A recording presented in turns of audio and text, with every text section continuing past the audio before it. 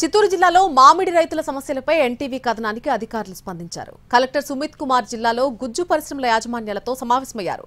రైతులకు గిట్టుబాటు ధర కల్పించేందుకు వీలుగా కీలక నిర్ణయం తీసుకున్నారు అధికారులు.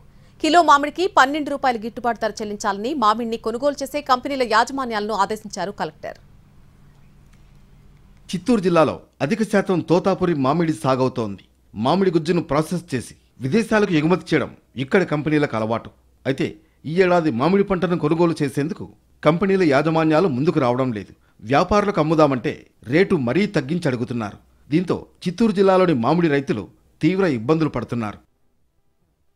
జిల్లాలో దాదాపు 3 లక్షల హెక్టార్లలో మామిడి పంట పండితే అందులో 80% వరకు తోతాపురి రకమే ఉంది.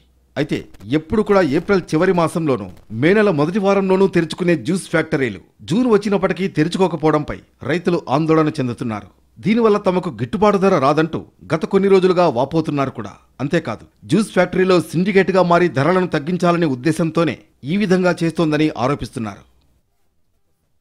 ఇలాంటి కీలక తరుణంలో మామిడి రైతుల కష్టాలపై ఎన్టీవీ వరుస కథనాలు ప్రసారం చేసింది. ఈ కథనాలకు స్పందించిన చిత్తూరు జిల్లా కలెక్టర్ సుమిత్ కుమార్ ఎమ్మెల్యేలు గురజాల జగన్మోహన్, డాక్టర్ కె మురళీమోహన్తో కలిసి మామిడి పరిశ్రమల యాజమాన్యంతో తోతాపురి మామిడికి మద్దతు ధర నిర్ణయంపై సుదీర్ఘంగా చర్చించారు.